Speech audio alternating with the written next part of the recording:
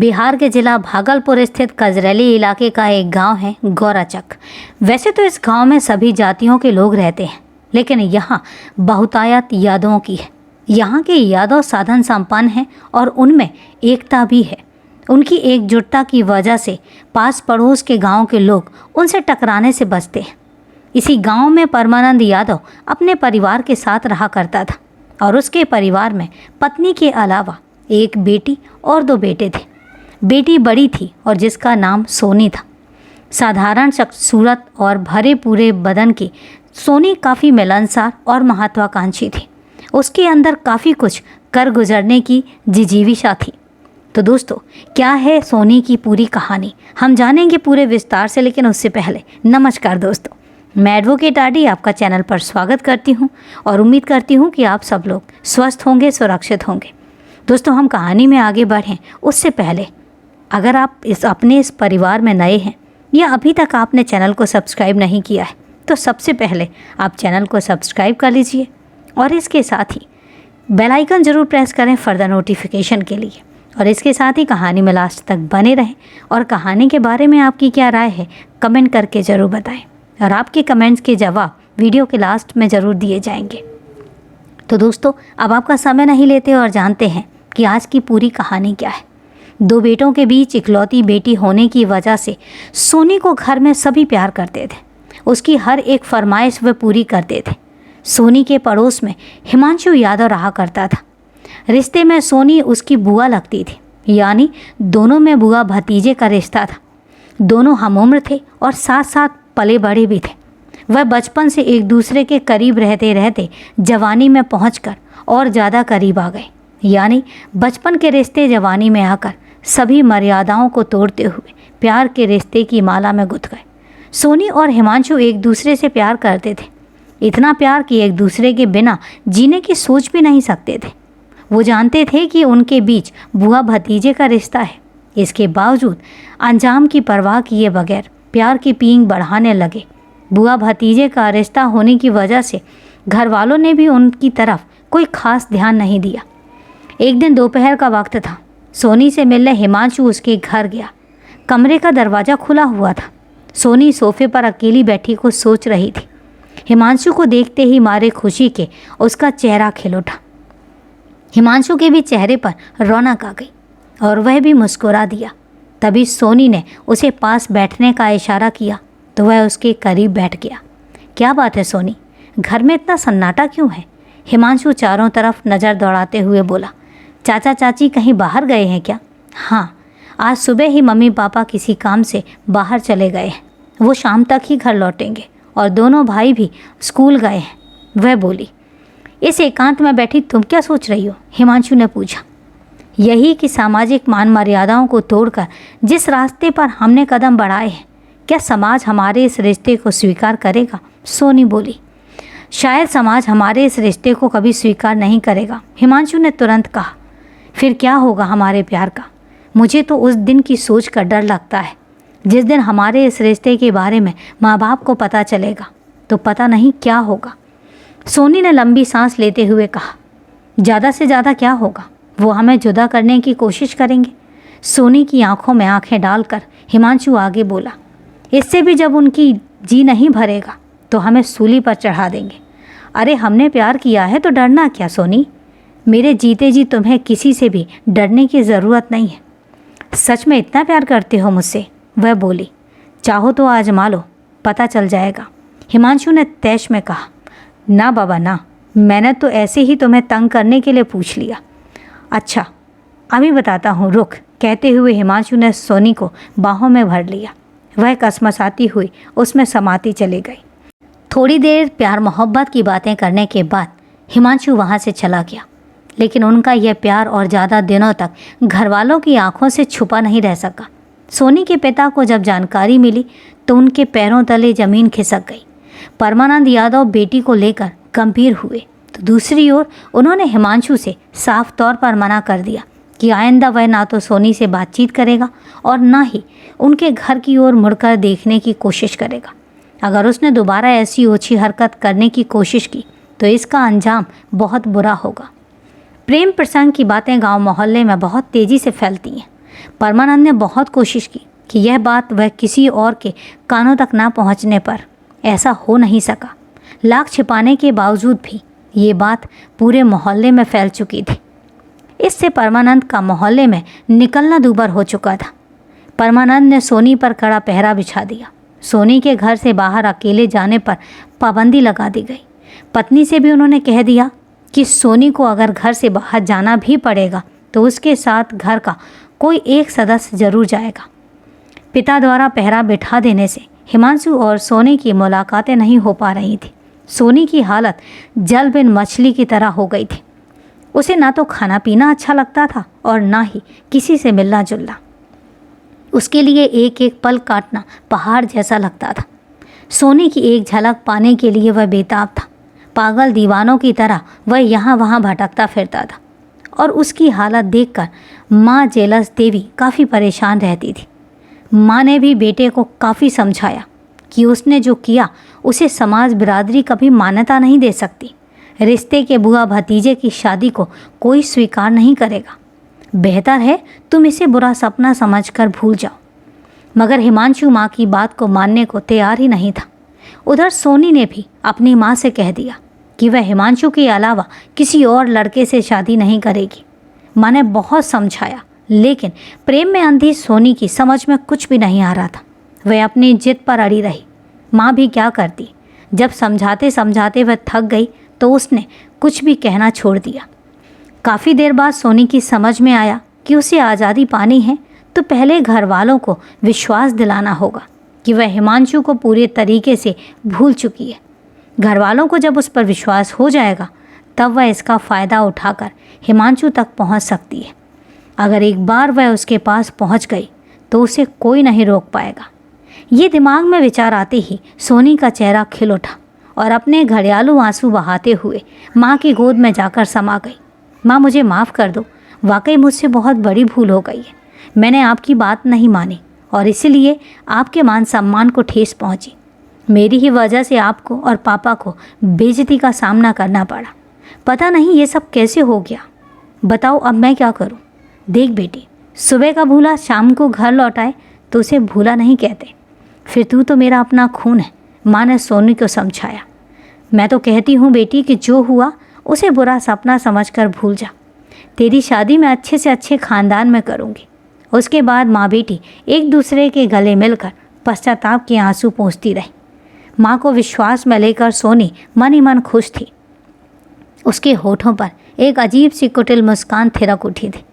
माँ बाप को भी जब पक्का यकीन हो गया कि सोनी ने हिमांशु से बात करनी बंद कर दी है तो उन्होंने धीरे धीरे उसके ऊपर की पाबंदी हटा दी। पिता परमानंद अब उसके लिए लड़का ढूंढने लगे ताकि वह अपनी जिम्मेदारी से मुक्त हो सके। परमानंद को इस बात की जरा भी भनक नहीं थी कि उनकी बेटी माँ बाप की आंखों में धूल झोंक रही है, जबकि उसकी योजना प्रेमी के साथ फुर हो जाने की थी। योजना के मुताबिक सोनी ने माँ के सामने ननिहाल जाने की इच्छा प्रकट की तो माँ ने उसे मना नहीं किया। सोचा कि बेटी ननिहाल घूम आएगी तो मन भी बदल जाएगा और यही सोचकर सितंबर 2016 में उसे बेटे के साथ ननिहाल भिजवा दिया। ननिहाल पहुंचते ही सोनी आज़ाद पंछी की तरह हो गई। उसने हिमांशु को फ़ोन कर दिया कि वह ननिहाल में आ गई है और यहाँ उस पर किसी तरह की कोई पाबंदी या बंदिशें नहीं है, इसलिए वह यहाँ आकर उससे मिल सकता है। यह खबर मिलते ही हिमांशु उसके ननिहाल पहुँच गया। महीनों बाद दोनों एक दूसरे से मिले थे। उन्होंने पहले जी भर कर एक दूसरे को प्यार से देखा। उसी वक्त सोनू ने हिमांशी से कह दिया कि वह उसके बिना जी नहीं सकती और वो उसे यहाँ से कहीं दूर ऐसी जगह ले जाए जहाँ उनके अलावा कोई तीसरा ना हो। हिमांशु भी यही चाहता था कि सोनी को लेकर वह इतनी दूर चला जाए जहाँ अपनों का साया तक ना पहुँच सके। सोनी घर से भागने के लिए हिमांशु पर दबाव बनाने लगी और प्यार के सामने विवश हिमांशु यार दोस्तों से कुछ रुपए का बंदोबस्त करके उसे लेकर दिल्ली भाग गया। परमानंद को जब पता चला तो वह आग बबूला हो उठा। उसने हिमांशु और उसके घर वालों के खिलाफ कजरैली थाने में बेटी के अपहरण का मुकदमा दर्ज करा दिया। अपहरण का मुकदमा दर्ज होते ही कजरैली थाने की पुलिस सक्रिय हो गई। पुलिस ने हिमांशु के घर पर दबिश दी। हिमांशु घर से गायब मिला तो पुलिस हिमांशु की मां जेलस देवी को थाने ले आई और उससे सख्ती से पूछताछ की, लेकिन वह कुछ नहीं बता पाई। तब पुलिस ने जेलस देवी को घर भेज दिया। कई महीने बाद भी जब सोनी का पता नहीं चला तो पुलिस हिमांशु और सोनी को हाजिर कराने के लिए जेलस देवी पर बार बार दबाव बनाती रही। कहीं से यह बात हिमांशु को पता चल गई कि पुलिस उसकी मां को बार बार परेशान कर रही है। तब 8 महीने के बाद हिमांशु सोनी को लेकर घर लौट आया। सोनी ने अदालत में हाजिर होकर न्यायाधीश के सामने यह बयान दिया कि वह बालिग हो चुकी है, अपनी मनमर्जी से कहीं भी आ जा सकती है, उसे अच्छे बुरे का ज्ञान भी है। अब रही बात मेरे अपहरण करने की, तो मैं अपनी मर्जी से ननिहाल गई थी और वहीं रह रही थी। हिमांशु ने मेरा अपहरण नहीं किया, बल्कि मैं अपनी मर्जी से वहीं गई थी। हिमांशु निर्दोष है। भरी अदालत में सोनू के बयान सुनकर परमानंद और उनके साथ आए लोग दंग रह गए, क्योंकि उसने हिमांशु के पक्ष में बयान दिया था। सोनी के बयान के आधार पर अदालत ने उसे मुक्त कर दिया और यह सब सोनी की वजह से ही हुआ था। इसलिए परमानंद भीतर ही भीतर जन भूल कर रह गया। उस समय तो उसने समझदारी से काम लिया। वह सोनी को लेकर घर आ गया और हिमांशु अपने घर चला गया। घर लाकर परमानंद ने सोनी को बंद कमरे में खूब मारा पीटा और फिर उसे कमरे में बंद करके बाहर से ताला लगा दिया। इसके बाद परमानंद ने ठान लिया कि हिमांशु की वजह से ही पूरे समाज में उसके परिवार की नाक कटी है और इसलिए वह उसे ऐसा सबक सिखाएगा कि सब देखते रह जाएंगे। वह धीरे धीरे गांव के लोगों को भी हिमांशु के खिलाफ भड़काने लगा कि उसकी वजह से ही पूरे गांव की बदनामी हुई है।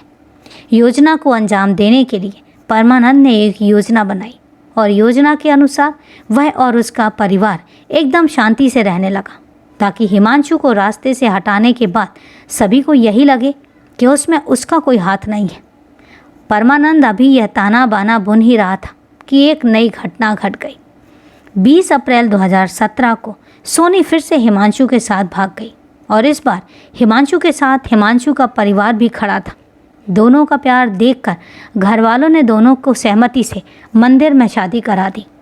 शादी के 15 दिनों बाद हिमांशु और सोनी फिर गांव वापस लौट आए। इस बार सोनी अपने घर की बजाय हिमांशु के घर गई। हिमांशु और सोनी के लौटने की खबर पूरे गांव में जंगल की आग की तरह फैल गई। गांव वाले दोनों की हिम्मत देखकर हतप्रभ थे कि हिम्मत तो देखिए, रिश्तों को कलंकित करते कलेजे को ठंडक नहीं पहुंची, जो गांव को बदनाम करने के लिए फिर से यहाँ आ गए। खैर, जैसे ही ये खबर परमानंद को मिली तो उसका खून खौल उठा और वह आपे से बाहर हो गया। अगले दिन यानी 5 जून 2017 को सुबह के करीब 10 बजे गांव में पंचायत बुलाई गई। पंचायत परमानंद के दरवाजे के सामने रखी गई और उसमें सैकड़ों की तादाद में गांव वालों के अलावा 21 पंच भी जुटे थे। सभी पंच परमानंद के पक्ष में खड़े थे और उसकी हाँ में हाँ मिला रहे थे। पंचायत में हिमांशु के परिवार का कोई भी सदस्य शामिल नहीं था। पंचायत की अगुवाई गांव का गणेश यादव कर रहा था। एक दिन पहले ही गणेश यादव जेल से जमानत पर रिहा हुआ था। पंचायत में प्रताप यादव सिपाही भी था और वह बक्सर में तैनात था और कुछ दिनों की छुट्टी पर आया था और इसी की मध्यस्थता में पंचायत शुरू हुई थी। 10 बजे शुरू हुई पंचायत शाम 5 बजे तक चली और अंत में पंचों ने एक मत होकर हिमांशु के खिलाफ तुगलकी फरमान सुना दिया कि हिमांशु ने जो किया वह बहुत गलत किया और उसकी करतूतों से गांव की भारी बदनामी हुई है। उसे उसकी गलती की सज़ा तो मिलनी ही चाहिए, ताकि आइंदा गांव का कोई दूसरा युवक ऐसी जुर्रत करने के बारे में सोच भी ना सके। सभी पंचों ने कहा कि हिमांशु की गलती की सज़ा मौत है और उसे जान से मार देना चाहिए। इस पर पंचायत के सभी लोग सहमत भी हो गए और सभी ने लाठी, डंडा, तलवार, पिस्टल, ईंट आदि लेकर उसके घर पर एकाएक हमला बोल दिया। हिमांशु यादव घर पर ही था। उसके घर का दरवाज़ा बंद था। दरवाजे को तोड़कर लोग उसे घर के भीतर से खींच कर लाए और उसका शरीर गोलियों से छलनी करके पूरी भड़ास निकाल दी। इसके बाद महिलाएं उसकी गर्भवती पत्नी सोनी को भी कमरे से खींचकर कहीं ले गईं और उस दिन के बाद से आज तक उसका कहीं पता नहीं चला कि वह जिंदा भी है या कोई अनहोनी उसके साथ हो चुकी है। बेटे और बहू को बचाने गई हिमांशु की मां जेलस देवी भी पंचों के कोप का शिकार बन गई और उसे भी मार मार कर अधमरा कर दिया गया। पंच बने आताताइयों को जब इससे भी जी नहीं भरा तो उन्होंने उसके घर को आग लगा दी और फरार हो गए। दिल दहला देने वाली घटना की सूचना जैसे ही थाना कजरैली के थाना प्रभारी विजय कुमार को मिली तो उनके हाथ पांव फूल गए और वह तत्काल मैं फोर्स के घटना स्थल के लिए रवाना हो गए। मौके पर पहुंचने ही सूचना उच्चाधिकारियों को दे दी गई। सूचना मिलते ही एसएसपी मनोज कुमार, एसपी और सीओ गौराचक गांव पहुंच गए। पीड़ित परिवार के लोगों से मिलने के बाद पुलिस ने आताताइयों के घर दबिश दी, लेकिन वो सभी अपने अपने घरों से फरार मिले। पुलिस ने हिमांशु की घायल मां जेलस देवी को इलाज के लिए मायागंज अस्पताल पहुंचवा दिया। हिमांशु की लाश कब्जे में लेकर पोस्टमार्टम के लिए भेज दी गई। मौके से कई खाली खोखे बरामद हुए थे और गांव का तनावपूर्ण माहौल देखते हुए एसएसपी ने वहां पीएसी की 2 टुकड़ियां तैनात कर दी ताकि शांति व्यवस्था बनाई जा सके। पुलिस ने अस्पताल में जेलस देवी के बयान लिए तो उसने पूरी घटना सिलसिलेवार बता दी और उसके बयान के आधार पर कजरैली थाने में हत्या का प्रयास और बलवा करने की विभिन्न धाराओं में 21 आरोपियों के खिलाफ नामजद मुकदमा दर्ज हुआ। मामले में बहू सोनी के पिता और मुख्य आरोपी परमानंद यादव सहित बाकी सारे 20 जो आरोपी हैं उनके नाम यहाँ पर मौजूद हैं। हिमांशु यादव की पत्नी सोनी यादव के अपहरण का अलग से मुकदमा दर्ज किया गया। इस मुकदमे में आरोपी आशा देवी, राधा देवी, रुक्मणी देवी, मनीषा देवी, अंजू देवी, अन्नू देवी, नागो यादव और अब्बो देवी को नामजद किया गया। यह सब भी अपने अपने घरों से फरार मिली, पर 2 हमलावर प्रकाश यादव और राजा यादव पुलिस के हत्थे चढ़ गए। पुलिस ने उनसे पूछताछ करके उन्हें जेल भेज दिया गया और घटना के बाद गांव के लोग 2 खेमों में बंट गए। धीरे धीरे 10-12 दिन बीत गए। हिमांशु हत्याकांड और सोनी अपहरण के आरोपियों का पुलिस पता तक नहीं लगा सकी। समाचार पत्र इस लोमहर्षक घटना की खबरें छाप कर पुलिस की नाक में दम कर रहे थे। दबाव बनाने के लिए पुलिस ने 20 जून 2017 को न्यायालय से आरोपियों की संपत्ति कुर्की जब्त के आदेश दिए। आरोपियों को जब पता चला कि पुलिस ने न्यायालय से उनकी संपत्ति के कुर्की जब्ती के आदेश ले लिए हैं तो सीताराम यादव, सुनील यादव, विवेक यादव, अरुण यादव, कुशो यादव और सुमन यादव ने 14 जुलाई 2017 को अपर मुख्य न्यायाधीश दंडाधिकारी रंजन कुमार मिश्रा की कोर्ट में सरेंडर कर दिया और कोर्ट से सभी आरोपियों को जेल भेज दिया गया। इसके पहले भी 2 आरोपियों ने कोर्ट में सरेंडर किया था और 3 को पुलिस पहले ही गिरफ्तार कर चुकी थी। बाकी अभियुक्तों को भी पुलिस तलाशती रही और 30 जुलाई 2017 को मुख्य आरोपी परमानंद यादव को पुलिस ने मुखबिर की सूचना पर बांका जिले से गिरफ्तार कर लिया। पुलिस ने उससे सोनी के बारे में पूछताछ की तो उसने अनभिज्ञता जताई। इस केस में अजब लाल यादव भी आरोपी था, जबकि उसके घर वालों का कहना है कि उसका इस मामले से कोई लेना देना ही नहीं है। उसकी बेटी अनुष्ठा ने राष्ट्रीय मानवाधिकार आयोग को पत्र लिखकर कहा है कि उसके पिता को गलत फंसाया गया है। मानवाधिकार आयोग ने 8 जनवरी 2018 को एसएसपी मनोज कुमार से हिमांशु हत्याकांड की ताज़ा रिपोर्ट देने को कहा। आयोग के सवालों के जवाब देने के लिए एसएसपी ने सीएसपी सिटी को अधिकृत कर दिया है। कथा लिखे जाने तक जवाब तैयार नहीं हुआ था। अपहृत सोनी का कुछ पता नहीं चल सका था। हिमांशु के घर वालों ने अपहरण करके सोनी की हत्या की आशंका जताई थी। तो दोस्तों, यह है एक दिल दहला देने वाली कहानी को लास्ट तक सुनने के लिए आपका तहे दिल से धन्यवाद। चूँकि आज आपके कोई कमेंट्स नहीं हैं, इसलिए आज आपके कमेंट्स के जवाब मैं नहीं दे पाऊँगी, लेकिन हाँ, कल के वीडियो में आपके कमेंट्स के जवाब जरूर होंगे। तो चलिए दोस्तों, कल फिर मिलते हैं क्राइम की एक सच्ची कहानी के साथ। तब तक के लिए सेफ रहें, सुरक्षित रहें और अपना ध्यान रखें। जय हिंद दोस्तों, जय भारत।